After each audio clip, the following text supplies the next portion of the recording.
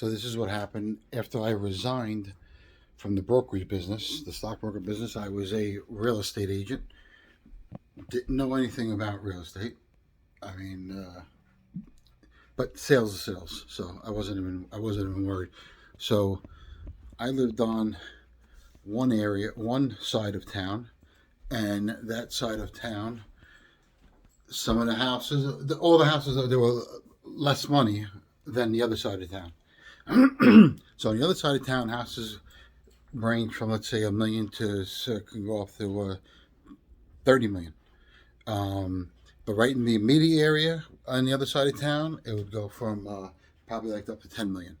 So my side of town where I live, houses with 700,000 as low as 200,000.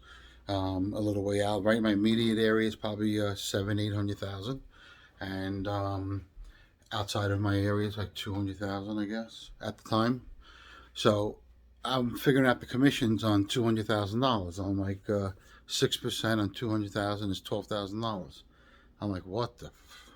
I said, I want my commissions to be $200,000. The price of this home. I remember I actually had to go show a house. And when I was driving down the block, I was like, what the hell, man, this sucks. So I get out and show the house. The house, oh, God, ridiculous. But, so I knew right away that this is not I can't do this. There's no fucking way I am selling real estate to make $12,000, give the firm half, and Uncle Sam half. I come home with freaking $3,500. And I'm going to have to be miserable no less. So I went online, and I knew the other side of town was expensive. So I looked for the most elite broker there, and there was a place called Shawnelliott Luxury Homes, and he was elite, no question. The man's a player in the world of real estate, and he taught me well, no question. He's good. He was good. But that's neither here or there. So I went there on an interview. He didn't hire me. Let me tell you something. I go there in an interview. My clothes don't fit because I'm gaining weight and whatever. My clothes don't fit. I was a little bit of a wreck.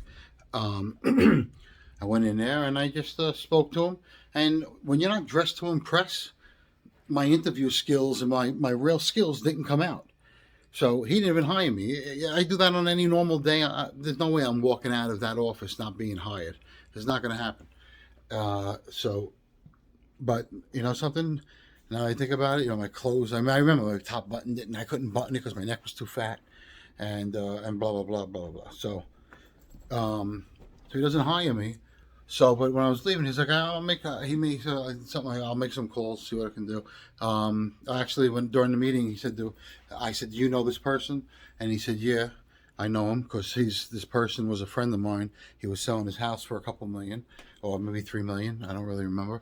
And his office had it. And I worked with this guy for my friend Larry. I worked with him for like, I don't know, a lot of years. I know him probably my whole life, I guess. I don't know, a long time. But he's another salesman, and he's great. And I said, listen, just if you talk to Larry, I said, you're selling his house. Just ask him about me. That's all. And he's like, yeah, no problem, whatever. So say goodbye. Over the weekend, that was Friday. So it was Sunday or Saturday. He calls me the next day. Don't remember exactly when. It was right away, and he's like, come back in. You're hired. So I wanted to work there. There was other firms there, but I wanted to work there. Shawnelliott Luxury Homes, and it was a class act. The place was a class act. So, but when I walked in, a lot of the agent when I first started, and it's nothing. Everyone was great there, but when I first started, I walked in and. I walked into a sea of people, and the office was absolutely beautiful. I moved in, I first went to work for like a week in his office that I didn't know he was moving to another office. So he moved to another beautiful, gigantic, very big office, and it was absolutely beautiful. Chandeliers, everything, the whole nine, but it had a pit of salespeople. The whole pit of salespeople real estate agents at that time were a lot of women, and men, but it was a mix. It was a mix, and not too many young and aggressive people. But I remember walking in to see a sea of people, and they were waiting for their phones to ring because they all work on referrals. So I remember I sat next to this guy, Mr. Singh, and which sued me, which is crazy. But I'll tell you that story too. It's pretty funny. So I sat next to Mr. Singh, a great guy. I enjoyed sitting next to him, and so I basically, what goes on around here? So he said, "This is it, this is it, we try to get listings, we sell real estate, da, da, da." So he showed MLS. I saw MLS. I remember MLS looking for my own buildings. I would look at public records and see the prices people paid. So I had MLS. So I said, so I was sitting there with a phone. So I just went to MLS. I asked him what was the most expensive town where we were. He was like, Old Westbury, Upper Brookville. I said, okay. I typed in Old Westbury, and then I hit the taxes. So it'd start from the highest taxes to the lowest taxes, and maybe 4 out of 10, 4 out of 15 listings had phone numbers. Maybe, well, I don't know. There was plenty of numbers to call. So, and in Old Westbury, the taxes started out like $250,000. So I remember, I was like, holy shit, the taxes are quarter million. I can only imagine what these houses must look like. So again, I never sold a house, man. So I get on the phone I get my first listing, first listing appointment within the first week, first few days. The lady, man, what's the address? I'm going to think of the address. So I go there, and I pull up. I'm like, holy shit. And it's this insane house, indoor pool. So I go in there. It's a wonderful woman with her husband was terminally ill. And so she was selling this, I don't know, 10,000 square foot home. So $6 million, 6%, right? 6% at the time was a high commission. Most of these agents were getting 4%. So I'm talking to her. I have no idea what I'm saying. One thing I was saying, I remember Shawnelliott, there was a meeting, and they said there's a meeting going on in Manhattan, and all the agents going to be there. You should go there and mingle, he told me.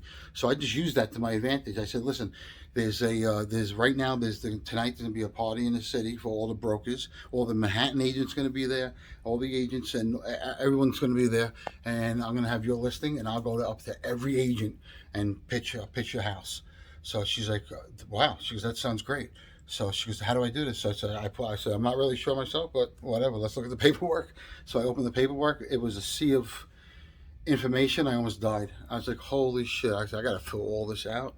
So she signs up, and 6%. She goes, 6%? She goes, that's a lot.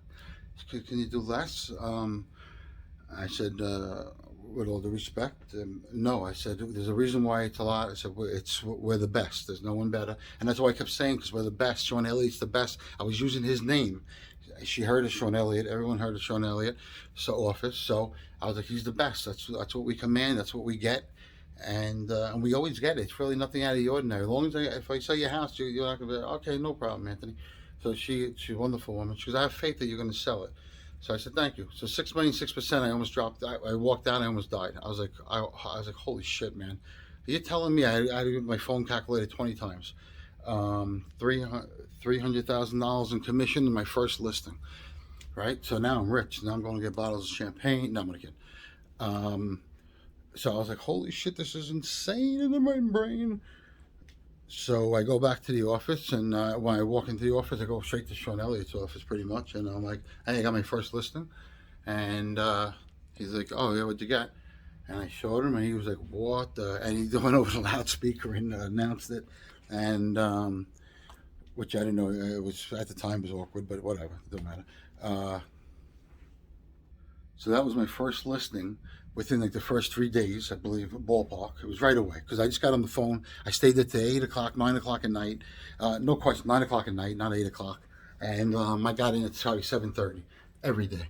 And I know I did it. And it's a lot of work being an agent, man, especially when you don't know what you're doing. And then within the first 3 months, I had probably around 10 agents doing around 50, $70 million in homes. And I can think about it now and give you a more accurate number, but let's say $70 million in homes, because I was getting listing after listing, and they were 5 million, and 7 million, and 4 million, and the houses were beautiful, and I was getting 6% on a majority of the stuff. I got a listing directly across the street from Victoria Gotti in Old Westbury. I showed a house to a Chinese family.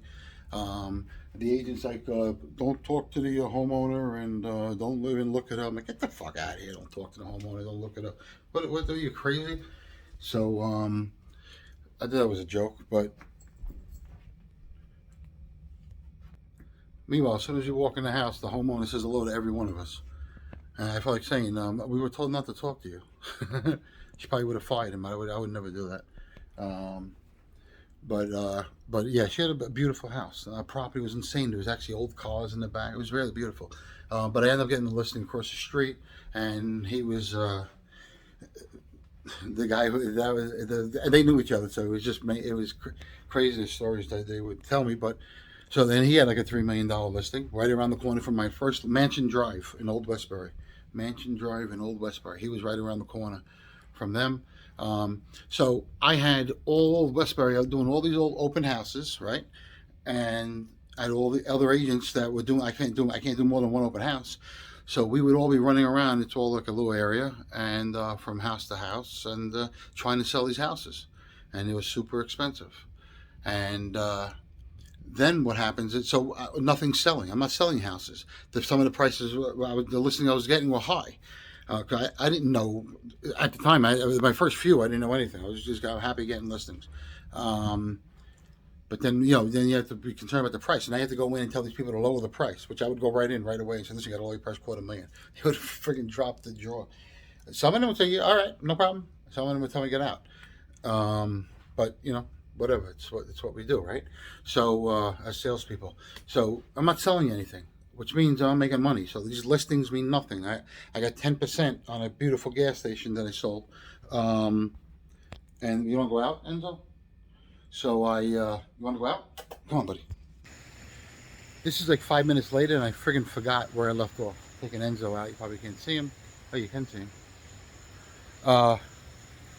So I think I remember where I left off. I said I had all these listings and nothing was selling. So we had offers, and we had leads, and we're working the leads, and we're doing everything we're supposed to do, and everyone's doing it just as much as I was doing, because they were just following my lead. And I'm like, I'm gonna make a killing in this place. So whatever. Long story short, I'm not making any money, but my name, I guess, goes around a little bit. And there's this company, Laffey and Sons. They're way bigger than I believe, way bigger than Shawnelliott. Not him himself, his company. And they had like 20 offices. I don't know exactly how many. laffeyfinehomes. Check them out. There's 2 companies, I think, but these guys were hustlers, man, really hard workers, incredible. One thing I could say about the work ethic was like mine, probably better. And so somehow they contacted me, and long story short, they gave me, I believe it was $25,000 to come over. So I'm in real estate now like 3 fucking months. I don't even know what the hell I'm doing, maybe 6 months. And I just got a 4-figure check. And so I was like blown away. So I'm like, all right. So I said, now I got to come over. So I have to leave Elliott, right? So I go in, and I'm like, what do I do? Do I leave? I have all these listings. I have like 30, 40, $50 million in listings. I don't know. I'm gonna figure it out. But it was plenty. More than probably half the office. So you look at my MLS, it was house after house, all 7 figures. Nothing less than that. Now I know that's normal, but in New York at that time, in that area, whatever. So, I have a mortgage due, and I'm like 25,000. Even though it's not a tremendous amount of money, it was something that bought me a couple months, I guess. I don't know. So now, would you walk away with, I'm going to say 50, I'm going to use a number, $50 million in residential listings at, let's say, 6%, so do the commissions, and you don't take that home, those commissions, you split them in half, and I forgot what my payout was, probably a half, and if other people are helping you, you got to take care of them. So, but you're leaving $50 million in listings, and you're going over somewhere getting 25 grand. So my decision was, Mr. Singh and I spoke, and I was leaving a lot of listings, and he was my main man. He was next to me, and I was very happy with him. And even though he was crazy, and but whatever. So we made a deal. I don't remember the amount. I think it was, let's say, $20,000, right? So he gave me 20 grand or 25 grand, not really sure, maybe 50, and he took my all my listings, right? And I'm leaving, not taking anything, I'm not soliciting the homeowner, because me and Mrs. Singh I'm still going to meet him on weekends and do open houses. Brokers always work together. Just close the deal, that's all. And so he gives me 25 grand, whatever it was, I don't remember. It was just as much, if not more, than the other company that was giving me. So now I'm getting that, so now I'm done. And plus I'm going to work and do the houses with him. So if we sell it, I'm going to make a commission too. So so it's a win-win. And so there's no losing here. So I leave, and I forgot how it came up, but I leave like less than a month later, and probably the following weekend later, I'm doing an open house in Old Brookville, or Upper Brookville. An expensive house. Wasn't even my listing, because I didn't have listings yet. I left everything there, and but another agent. I went to another agent. I go, what do you have? Do you have any houses that I could do an open house? And he said, yeah, do this, thank you.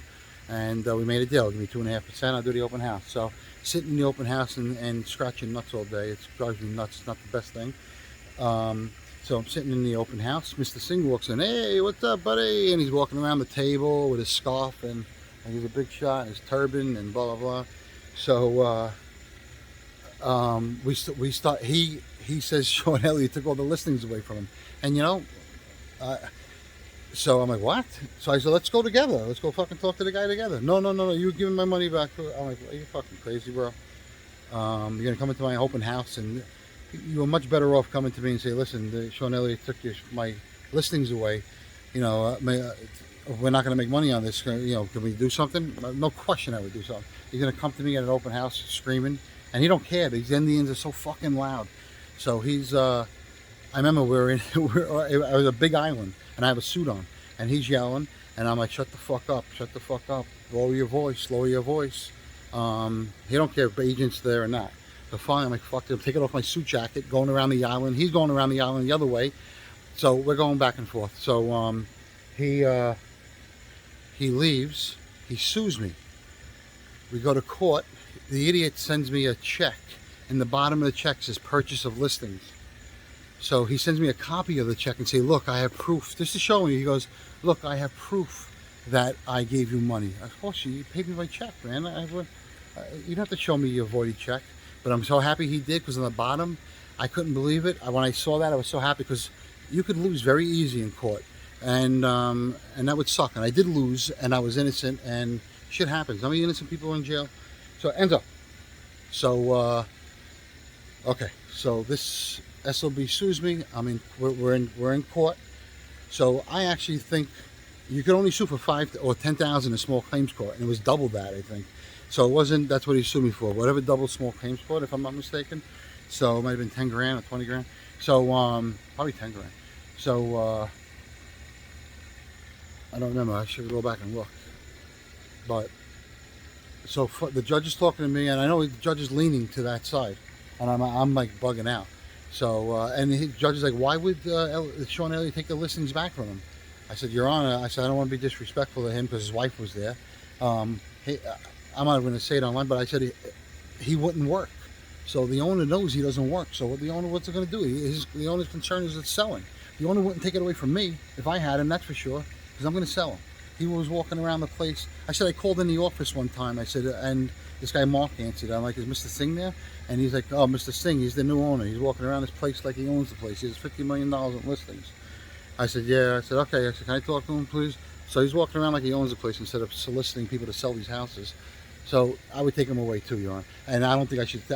He gave me that money. I left. We had a deal. Blah blah blah. So I said, not only that, I said he's lying because he said he gave me money to pay my mortgage. It was a loan. I said, please look at the bottom of the check. So that I have. He goes, he looked and he goes, Mr. Singh, you have anything to say? Nope. He goes, and Mr. Singh goes, no. He goes, I gave him a loan. You're gonna pay me back. He goes, are you sure? But can I show you this, Mr. Thing? He goes, that says nothing. He goes, that says nothing. I'm like, this fucking guy's a quack. And he was a quack. So, and he was a great dresser, but so and he was a nice man. He should have approached me differently, and I even said it to him, and he still said, no, whatever. He's a lunatic. So the judge, thank goodness, says, okay, Anthony, you won. I think you get the letter in the mail to see who won or not. And I won. Thank goodness. So that was out of my life, and that's a little story for real estate. And I'm sure it gets more interesting. All right, so this is like an hour later now. An hour later and 4 donuts. Put that down. So it just goes to show you guys, it doesn't matter. Look, I was in the real estate business 3 months, the first 6 months, let's say. I would say 6 months is a good amount of time. And so within the first year of business, I didn't sell a property, but I already made, let's say, like 40, 50 grand. I don't know exactly, and I didn't sell a property. I didn't even sell a property, and I already made money because of the hype and because of it. It doesn't matter if you're an agent right now and you're in a room full of agents, everyone's sitting down waiting for referrals. If you want to make more money, just get up and start dialing. You have the telephone, you have a cell phone. Go ring bells, whatever it is. You can't sit still. You have to, no matter what it is, you decide what it is to do to generate business, but it has to be something. There's no waiting. In business, there's absolutely no waiting. Right now, I'm killing the game in this business that I started like 5 years ago. And it took me over a year to even come home with a small paycheck. And now I would really love to bring you along for the ride. You guys don't see any of it, and it's nothing big on a big scale, but I'm getting things done. I'm planning it out. I'm getting things done. We have a meeting tomorrow with a guy, and if everything goes well, my plan's going right into where it's supposed to be. And right now, from March to now, I probably already made like 30 grand on the tax return. So, and I'm taking out a large amount in taxes. So I'm probably definitely getting money back at the end of the year, but it's neither here or there. But it's phenomenal. So I'm gonna do because I really want to take you along and say some of the stories of some of the transactions that I'm doing, and where I'm looking ahead. And when I get to where I'm looking at, I'm executing what I want to do, and it's all falling into place, and it's nice and it feels good to do that, because sometimes, a lot of times businesses fail. I mean, how many businesses I was in that went under, and this video is really super long. And I had a successful real estate career. I sold a decent amount of real estate. If you go online, you'll see all the friggin' houses I sold. But it wasn't a long career. I got sick. I got sick first couple of years, I guess. I don't know. So I had to stop. I couldn't walk, there's no way you're selling houses. So guys, just please, 2 things. My dog's eating my friggin' I don't know what it's called, my shoe. Please like, subscribe, and comment. And please, that's it. And talk to you soon.